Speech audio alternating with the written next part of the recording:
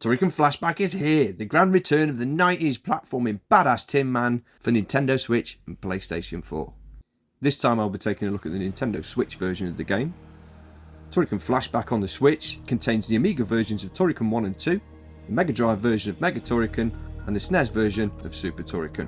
Turrican was originally released on the Commodore 64 and Amiga 500 in 1990, and the 16-bit version featured an amazing soundtrack from legendary composer Chris Hulsbeck, and is one of the most memorable soundtracks in video game history, and I still listen to it today. For those players new to this, Turrican is a run-and-gun action platforming series from the 90s where you take control of mankind's most advanced weapon, the Turrican Assault Suit. State-of-the-art power armour with access to a wide range of weapons and abilities, from multiple and bouncing shots to laser beams and grenades.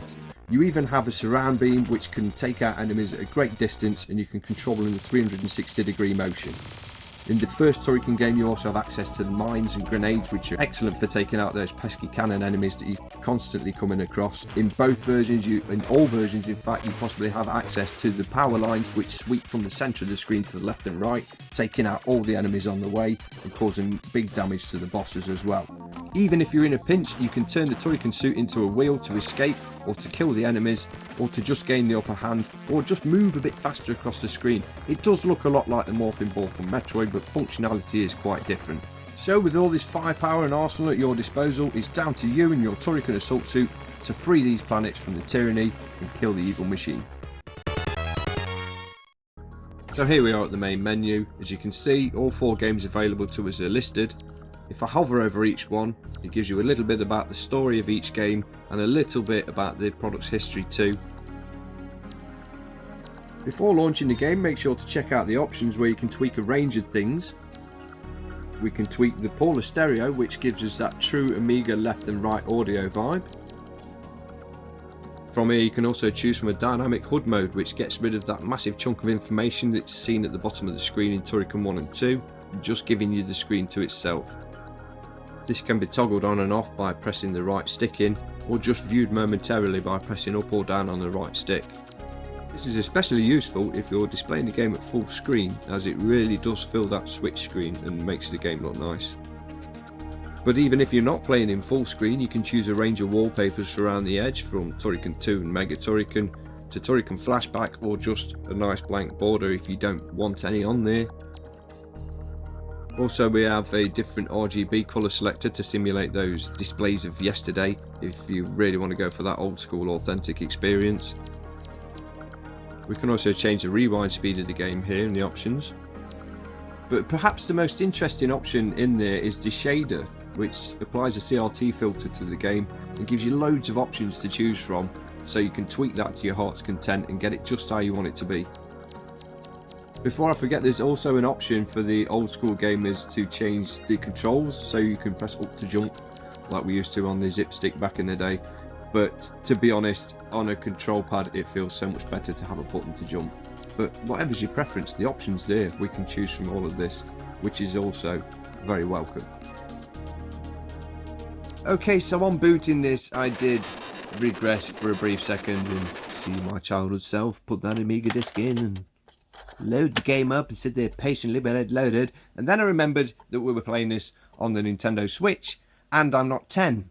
I'd love to be 10 again, but I'm not 10. So let's look at the Switch version, let's carry on with the Switch version, and let's not focus on what I was doing when I was 10. So just quickly before we start, I did notice one thing on loading this, and it's probably because I played it a lot on the Amiga as a kid, is that Turrican was a 50Hz game, it was coded in that, and I don't think there's a 60Hz version of it. But this is displayed at 60Hz, which should cause some really noticeable judder on the screen, but it does look like they've put a lot of work into making sure this is not a massive issue, and it is only just noticeable, but I don't think that anybody new to the game would pick up on this at all. And to be fair, it doesn't affect the game in any way, the music still sounds cool, the game still plays as good as ever, so don't worry about it. So the main enemy in Turrican is an AI called Morgul, who's taken over a planet or something, and you've got to go and stop him. So let's go and stop him and put a stop to him. One thing you will notice when you start putting a stop to him is you don't start at a very high power level at all, and you really need to get some power ups fast. So a good tip to anyone starting out with Turrican 1 or 2 is to run left immediately at the beginning of the level, Use your surround beam on the left button to find a hidden block above your head, destroy that block and collect the power-ups, and this is really going to help you starting out in both those games. So a good tip is to always be on the lookout for these boxes, because they can pop up just when you need them, give you the energy you need or that power-up you need just to see you through to the next part of the level. And trust me, the levels are really large and easy to get lost in, so it always helps to be on the lookout for them. Also along the way in the levels, look out for the gems, because collecting 300 of these in Turrican 1 will give you continue, 100 will get you a continue in Turrican 2, so always be on the lookout for the gems as well. Not only should you keep your eye out for the gems, but the game is littered with extra lives. Be on the lookout for those 1-ups, guys, because the game can kill you more frequently than you can find them, so it's very generous with them and they're littered all over the place. It's about the midway point in the game. It takes a change of pace and your Turrican man dons a massive jetpack, starts flying up the screen shooting stuff. Essentially the game turns into a vertically scrolling shooter where you've just got to avoid the obstacles and make your way to the top of the level whilst trying to collect power-ups and kill the enemies in the usual shooty fashion. 2 levels after that we get the same experience again, but scrolling down this time. Again, avoid the obstacles, shoot the enemies, try and catch the 1-ups, collect the power-ups, get to the exit, and then it's seamlessly back into the run and gun action once we get to level 5. So everything Turrican does well, and trust me, Turrican does a lot of platform run and gun action perfectly well. Its bigger brother Turrican 2 just cranks up to 11 because Turrican 2 is such a vast improvement on the original, both in terms of level design, level size, enemies, power-ups, music. Every aspect of that game has been tweaked and improved over its predecessor. That doesn't detract from the original Turrican in any way, it just marks a massive improvement over the original game. Just like its little brother, Turrican 2 is broken up at the midpoint by a complete change in genre. This time changing to a 2D side-scrolling shooter, which fits the game's weapons absolutely perfectly. The first level you get is your typical side-scrolling shooter with a boss at the end that you just have to kill to move on to the next. The level after that is like a maze that guides you around, just make sure you don't get penned into any corners and crash. And the third level sees your damaged ship shooting through the level as fast as possible, so make sure to dodge the walls and try and collect those 1-ups on the way. The games have been tweaked slightly in the controls department, giving much more accessible control of the many weapons Turrican possesses. The surround beam is now instantly activated at the push of a button, for example, as opposed to the original version where you used to have to press the fire button, wait for a shot to go off, wait a split second, and then it would activate. The new method is much faster than this and really ups the pace of the game, making the surround one of the Turrican's most formidable weapons, so make frequent use of this as it will get you out of plenty of tight spots. The in-game music sounds absolutely spot on to the Amiga original. I was worried that the 60Hz refresh rate would speed things up, but it didn't seem to affect it at all. They've handled this properly and it sounds as it should. So we can really look forward to enjoying Hullspec's music bouncing around in our head again, to the point where humming it while we're at the shops. Or is that just me? Let me know in the comments. As far as I can tell, this marks the first console release of Turrican 2, if you don't count Ballistic's attempt at it when they destroyed it with the Universal Soldier license. So that alone makes this package worth it if you really want to check out Turrican 2. So tag all that together, the massive levels, the crazy bosses, you've got the perfect run and gun game. This will bring you hours of fun and challenge. Trust me, 30 years later, I'm still playing it.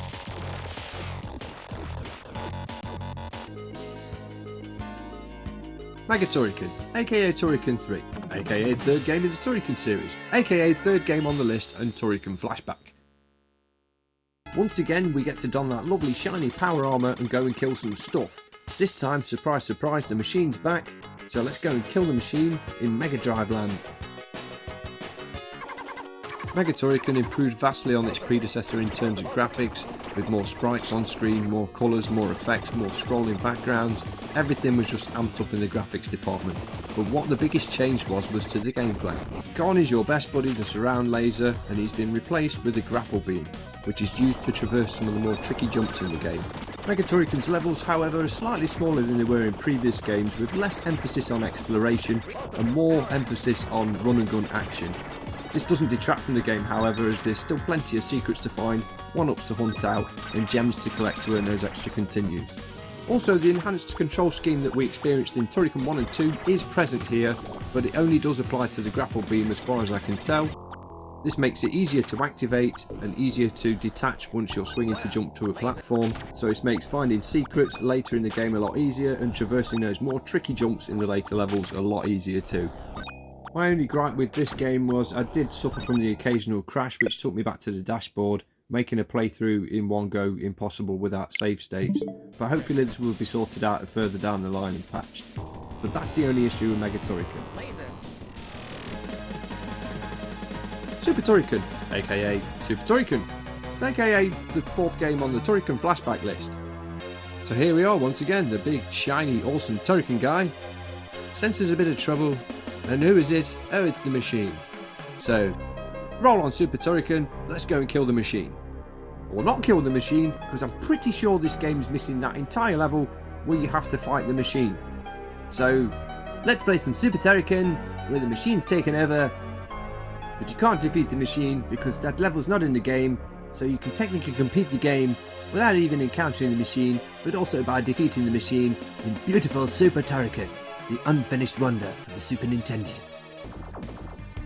Super Turrican to me seems more like a love letter to the previous games. It borrows heavily from Turrican 3 in terms of levels of graphics, sound. It also borrows graphics and ideas from Turrican 2 in the later levels, especially the lift level near the end, which isn't a bad thing. It just feels more like a compendium of everything that's good about Turrican, rather than a standalone Turrican game. But don't let that put you off, because the game does have its own unique levels and own unique music too on some of the parts, so it's not all just ripped off content from the previous games. It is more like a love letter to everything that is Turrican. This time around, gone is the grapple beam found in Mega Turrican, and we're back to the more familiar surround beam. Only this time, instead of killing enemies, it freezes them for a second or two, allowing you to escape a bad situation or gain the upper hand if you're getting overwhelmed by enemies. Making strategic use of this can aid you greatly, but be warned, it cannot be used against bosses. It's not effective against them at all. Also, the power lines that were absent in Mega Turrican return this time around, sweeping from the centre of the screen to the left and right, pretty much killing everything in their path. They're really good for killing all the enemies on screen, and they do a lot of damage to bosses too. Some of the levels in this game are reminiscent of the earlier Turrican games, with plenty of exploration to find all those one-ups and extra hidden crystals to get those continues. And there is that last level in the game which is just like the lift level from Turrican 2. I did like that, but the sound of the lifts was really freaky, man. To me, Super Turrican seems to tread the line between Turrican 2 and Mega Turrican and end up somewhere in between. A fantastic experience. It does feel a little short compared to its prequels. Super Turrican is a great SNES game and is presented really well here, but I always felt that it was incomplete. I would have much preferred to see the Director's Cut edition here, but to be honest, we have that to look forward to later in the year when we get the Turrican Anthology, so that's a game for another day, I suppose. So overall, Turrican Flashback as a package is really presented quite well, with new menu music from Chris Hulsbeck being a fantastically welcome addition. The games in the package are emulated to a very good standard, and they also did a great job on Turrican 1 and 2 ensuring that refresh rate change didn't hamper the gameplay in any way at all. Also, the newly tweaked controls really sped up the pace of the game, and the save states were a great addition for those new to the game or those just wanting that quick 5-minute go. The Turrican series has always been one of the finest run and gunners you could play, with possibly the greatest 16-bit soundtrack of all time by the now legendary Chris Hulsbeck. So if you really do like your run and gun platformers and you've yet to experience Turrican, now is the perfect time to get a copy of it. Some say the package is a little bit expensive, but I'd say it's worth it just to see those first 2 games get a console release. And a must for fans and collectors alike, and a great introduction for all those new to the series. But sadly absent from this collection was Turrican 3 on the Amiga and Super Turrican 2 from the SNES. But they will see a release later this year as we get the Turrican Anthology 1 and 2. But until then, we've got Turrican Flashback, a beautiful slice of the shoot and die universe that is Turrican. Showcasing some of the best games in this series, definitely worth a look if you've never played it before, worth returning again if you've played it in the past. This just seems to be one of those timeless games that still has its charm even today. If you've made it this far into the video, thanks. Please give me a little like and a sub. I've been Knots Gamer, this has been Turrican Flashback, thanks for watching, and remember, shoot or die.